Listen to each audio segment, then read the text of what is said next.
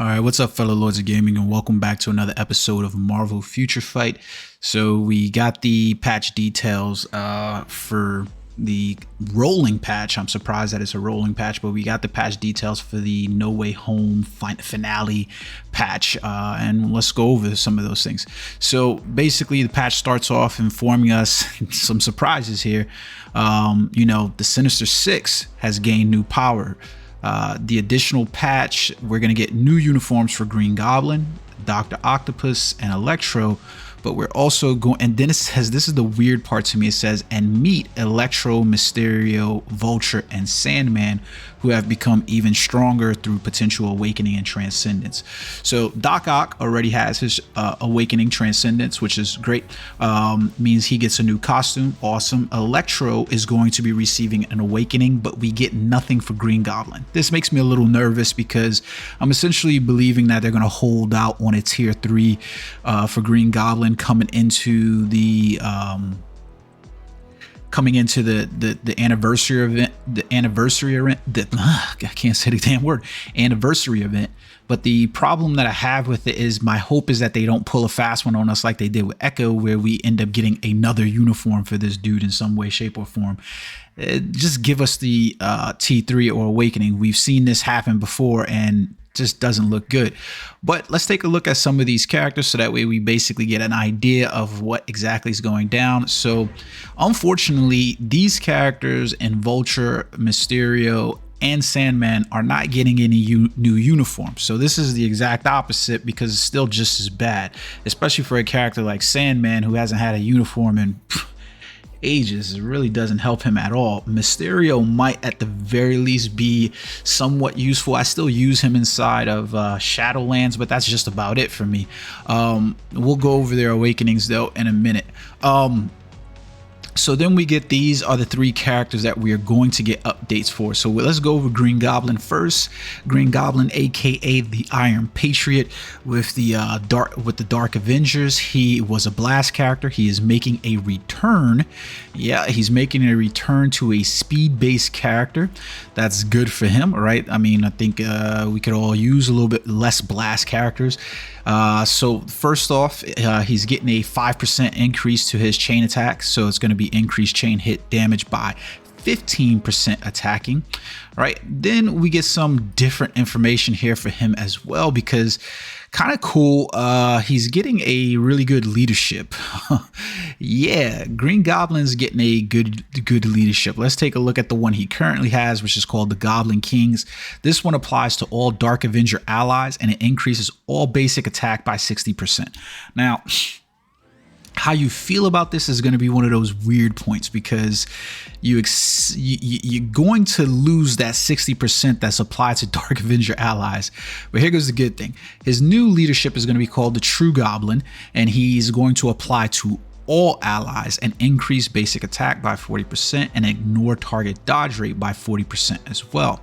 But it gets better, because on his passive, his tier 2 passive, which is Oz Formula, he's still retaining this buff, but is going to apply to all villain allies, and it basically is a 5% increase overall to it. So that's pretty good, right? So you're getting the 40-40, and then you're also getting the 45-45. So with the ignore targets dodge rate, which is awesome, because obviously he's going to be useful at some point inside of World Boss Legend, especially against people like Null. So that's really good, right? His other Goblin suit is basically getting a 30% increase of energy attack, and then he's still maintaining 25 and the 15. So nothing really changes there for his passive. It's kind of weird, because it says that it's a change, but it's really not a change here at all from what you can see. Next up, we'll talk about his first skill, which is now called Perfect Plan. He's basically getting a 2-second stun, and then he's getting poison damage for 65% of energy attack. So this is really nothing there on that second skill. His yeah, it's kind of weird, right? So the enhanced Pumpkin Bomb is going to be his new skill, and this is one's going to apply burn damage 40%, and then he still gets the 30% shield for max HP. So really same same thing there. And then the energy damage becomes poison damage for 75% of energy attack. So a lot of poison stuff happening with him. His third skill is now going to be called Chaos Embrace. I actually like that name, it's pretty cool. He's going to be applying fear for 3 seconds. He has a dodge rate increase by 30%. And then he is going to get a 20% recovery of max HP. Always nice to see the healing skill be put on characters because it obviously makes them more viable. He gets a tier 3. He's going to look even better with that. He gets an increased guaranteed dodge rate by 30% and an invincible. So that's awesome to see as well. Cooldown on that is just 12 seconds, 6 seconds really. So then we get his fifth skill. Did I go? Wait. His fourth skill, excuse me, his fourth skill, we get what is called now Goblin Fury. He's going to deal 30% bleed damage, which, as I've reiterated to you guys in the past, is pretty terrible. Paralysis, which ignores immunity for 2 seconds. A 100% chance for immunity to all damage, so that's a big bonus up from his 50% chance for immunity to all damage. He increases basic attacks by 100% for 1 attack, and he then applies poison damage for 77%. Those are good abilities. His fifth skill is now going to be called Remorseless Landing. I actually like this. He deals 20% burn damage, paralyze. So you kind of flip out the stun for paralyze there. And then he gets an increase all basic attacks by 100%. I wonder if this is a typo, because I don't think I've ever seen that be 100%. All speed by 1%, and then critical rate by 30%, and removes incapacitation like he had. Poison damage for 111%. So my hope is that at some point in this month we'll see a T3 on a Green Goblin. I definitely feel like he's a deserving character in this update to get a T3. Doc Ock is an awakened character, so we already know that he's got his awakening. If you were to play him, you know, you could basically go that route and get him awakened. Kind of weird, because I also feel like he's a villain kind of type.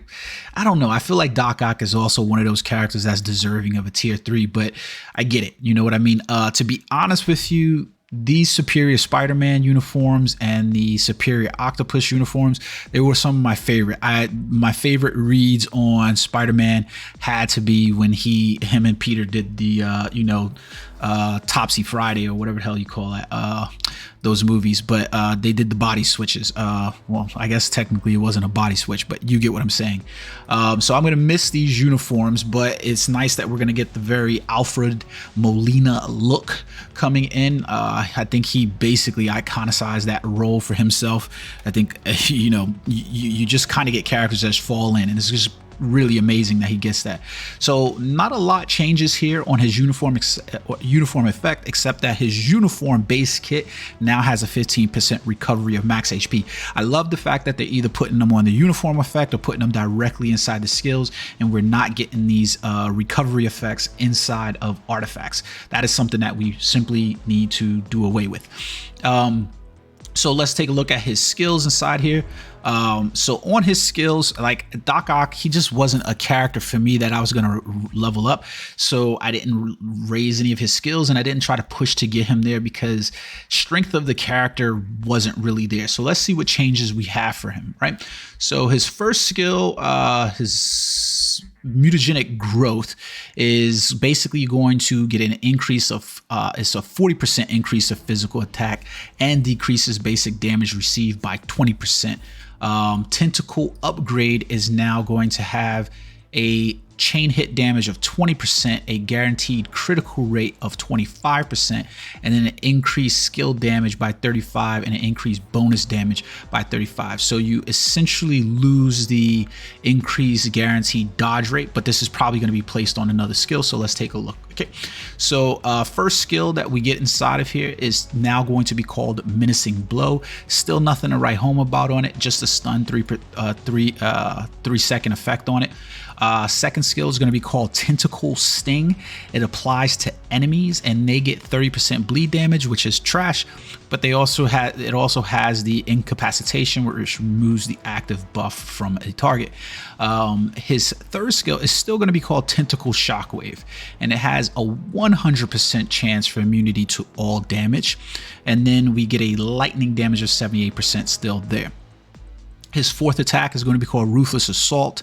Applies a stun effect of 3 seconds and incapacitation, paralysis, and the paralysis is actually a decrease, although it does ignore immunity now because it's only for 3 seconds, but it ignores immunity. And then he gets an invincibility as well on his fourth skill. Yeah, that's not bad. I mean, it's not a lot to write home about on him still, though, if I'm being honest. Then we get his fifth skill, where it applies to enemies, and we get a decrease all speeds by 25%. Bleed damage, which is a wash. We get silence for 4, decrease all basic defenses by stacks up to 55%. Then we get applies to self, increase all basic attacks, all basic defenses by 41, and crit rate by 40. Nice frenzy buff there, and a physical damage by 120. Now, like I said, he already has his awakening skill here, so do as you may with that one. Nothing changing to his leadership ability either at all, although I don't think that's what is meant for it to happen here. Next up, we get Electro right inside the mix, and to be honest with you, this is the only uniform we have for Electro. So the only look rather we have for Electro. So we're not going to get any uniform effects and things like that. So this is going to be an upgrade to Electro, no matter how you look at it. We do get the very Jamie Foxx looking Electro, and not the cheesy blue one from the previous movies. So we get the very Jamie Foxx from No Way Home. On this one, we get some nice effects as well. Let's talk about it. Basically, decreases basic damage received by 25%, increases the damage dealt to targets with shock effect by 90%. So you can see he's going to be applying probably some damage over time and then getting some boost from those shocks. I'm going to imagine there's going to be a lot of spray of shock effect. Now, Shock is a really weird skill because we've seen it on Thor, where he's had lightning and shock and stuff like that, and whether it's worth it becomes a question. But let's take a look anyways, right?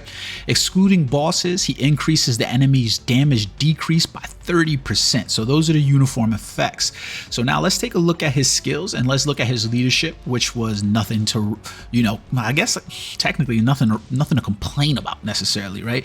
He was applying it to all Sinister Six allies, where he was increasing, giving them a frenzy buff of 40, 40, and 10. So not bad at all. They still keep him in a very good leadership role, right, where it still applies to Sinister Six allies. He gets an increase all basic attack by 60%, all basic defense by 60%, and then he all speed by 15%. So they've boosted up that frenzy buff that he's applying to all his Sinister Six allies. So this is a really good buff in my opinion, right?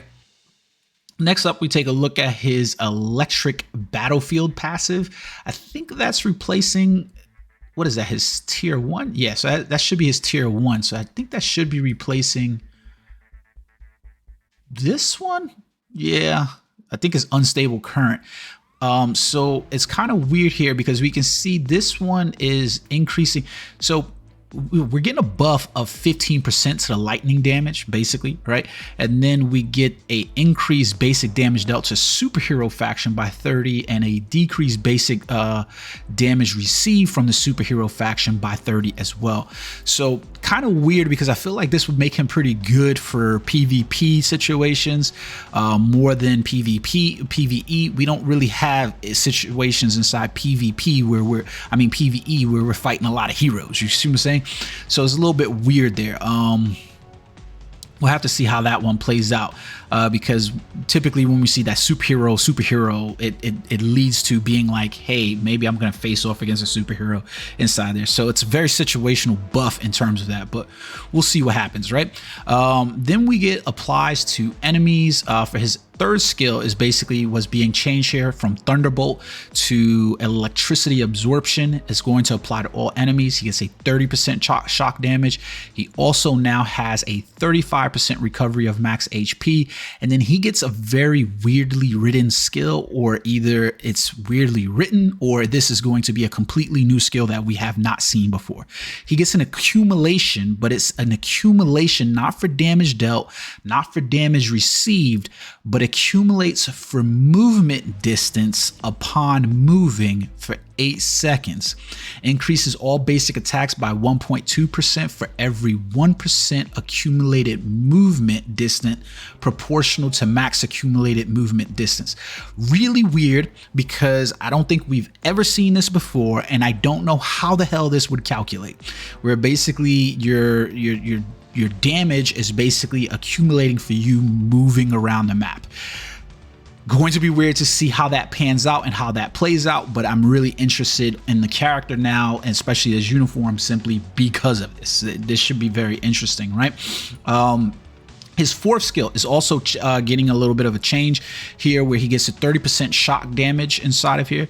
He gets the stun, he gets an incapacitation, and then he gets paralysis, which also ignores immunity. He gets 60% now chance to penetrate with super armor, and then he gets 100% chance for immunity to all damage, and he increases basic damage by 30% for one attack. So we can see that he had the accumulation here before for true damage. You can see it increases all basic attacks by 1.5% for each 1% of accumulated damage.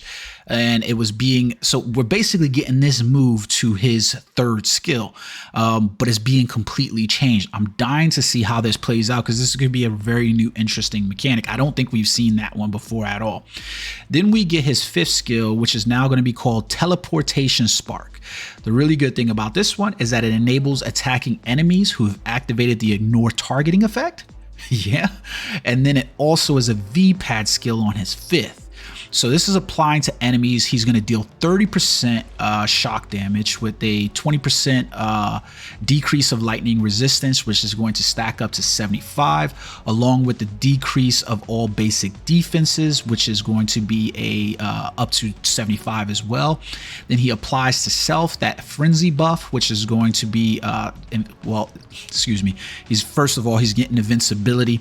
He's going to get super armor as well, and then he's increasing all basic defenses by 25, and then he's going to get the frenzy buff, and that's going to be 30 all basic attack defenses, 5% speed, and then 18% critical rate. I don't think we've even seen 18% before on a critical rate, and then the lightning damage. So it's going to be I think he's going to be the most interesting character that I'm looking forward to, because of these skill effects. As long as this is not like an interpretation error or some kind of mix up, I think this is it could be really interesting for Mysterio. And it's really funny because we were talking about, King posted on one of my videos. Go check out King's channel. By the way, if you want to, he does Marvel Future Revolution and Marvel Contest of Champions. It'll be really interesting. We were really interested to see whether or not he was going to get shunned for for reasons. But it's going to be nice that he's getting one of the characters getting a very interesting new mechanic. Then he's going to basically get his potential awakening inside here, which is going to give the 30% decrease of physical defense.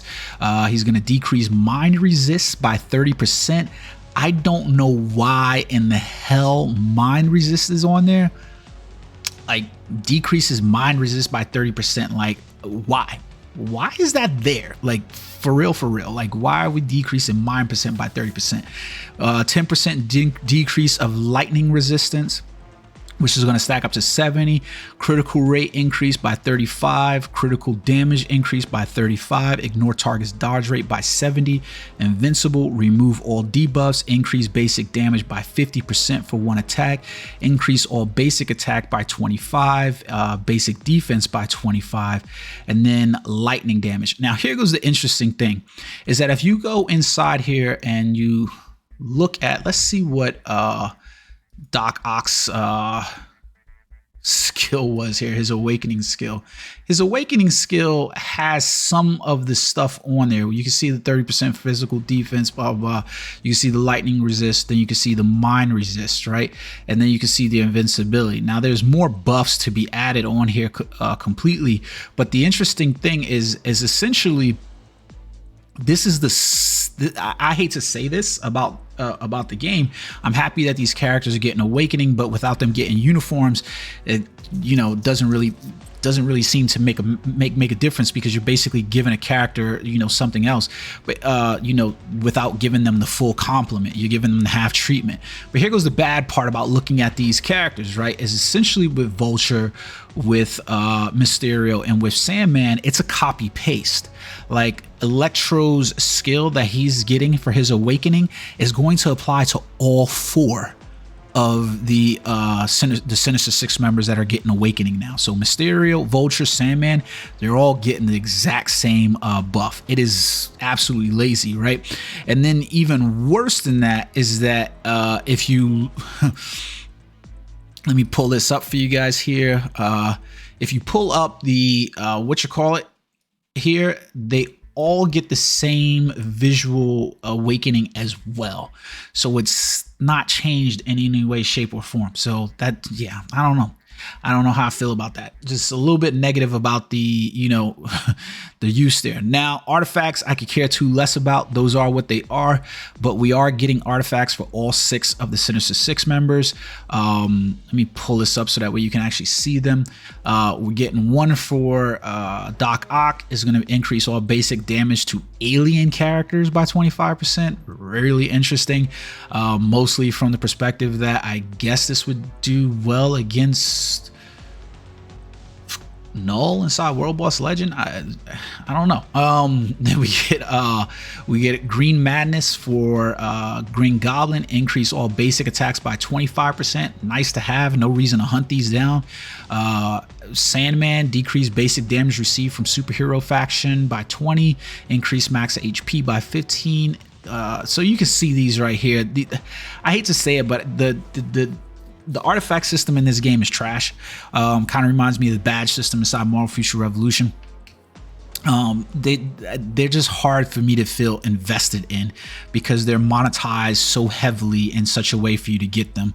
And so I tend to just slack off and leave these alone. And like, I look at them like an okay, if I get them, then I got them. But essentially, I'm not like, I'm not headhunting for these. That's my opinion about them. So that's everything going on right now for that update. You do have some packages, like for instance, they've got a green Goblin and Doc Ock pack. Do not purchase those. That'd be a waste of your crystals completely. So I wouldn't do that at all. The bombs and tentacle chest, we've seen these before. The only good thing that I say about these chests is that they're good ways to support the game, especially at their price, because you're paying for the crystals, and getting the crystals, everything that comes along from the chest are pretty much just like additional rewards for purchasing the crystals. So these are not bad chests to purchase, especially if you need crystals and stuff like that.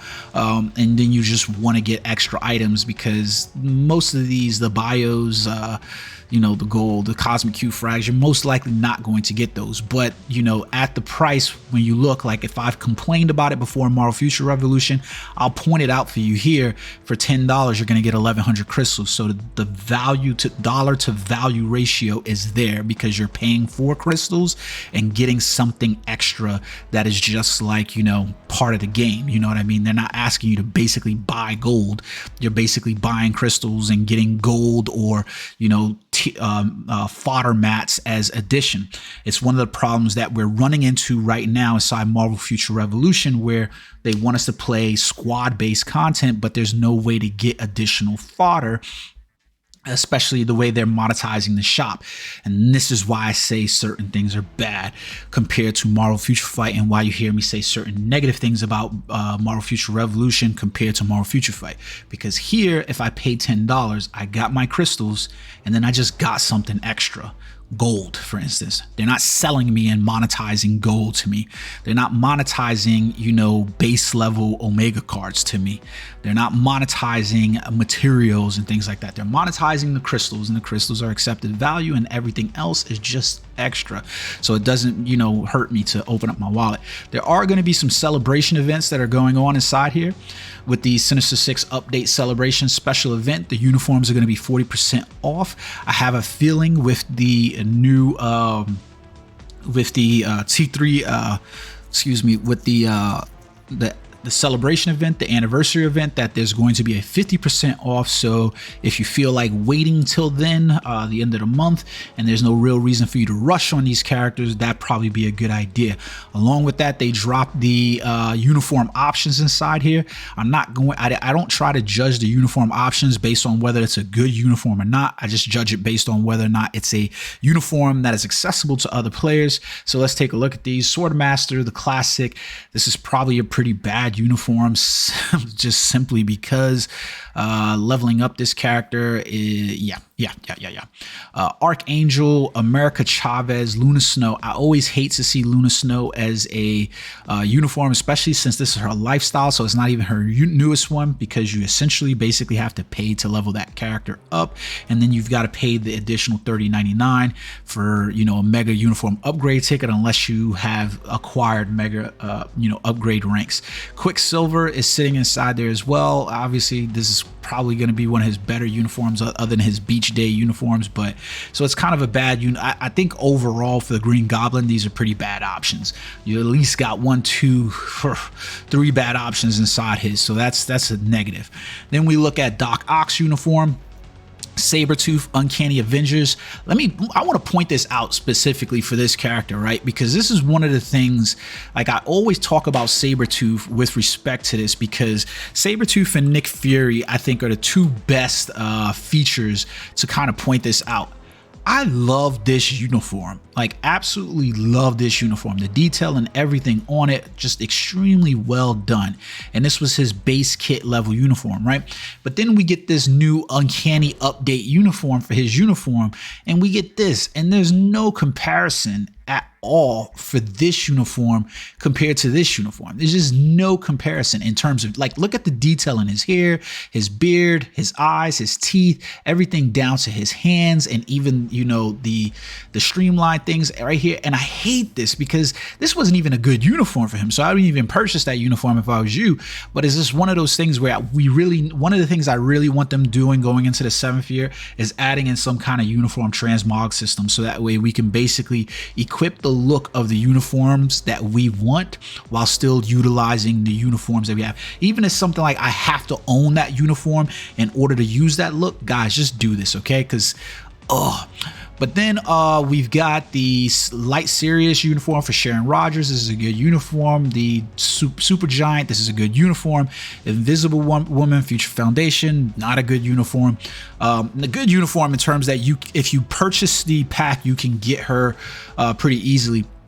But not a good uniform in terms of, like, it's going too far back. Ghost Rider, King of Hell. If you don't have this uniform, you really ought to have it. He's a fun character to play, in my opinion.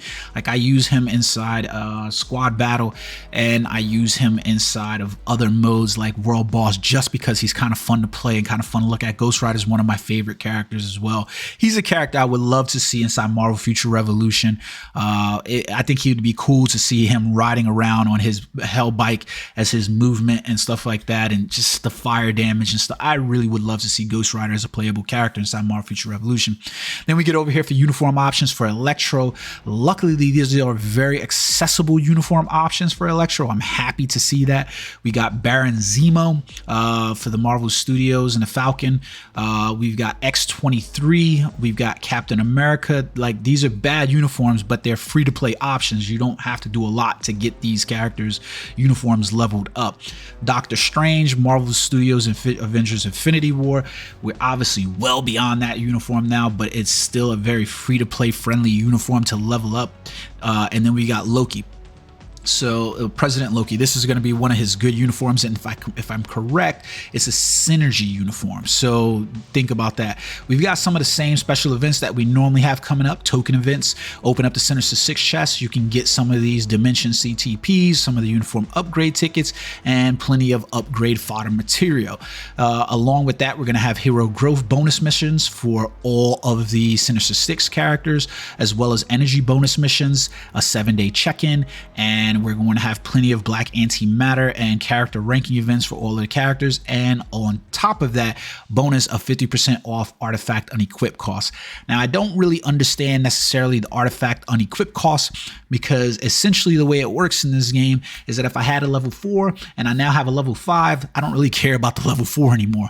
So it's kind of one of those weird, interesting dynamics. But nevertheless, you have those. What I would prefer to see is the unequipped costs come back for CTPs and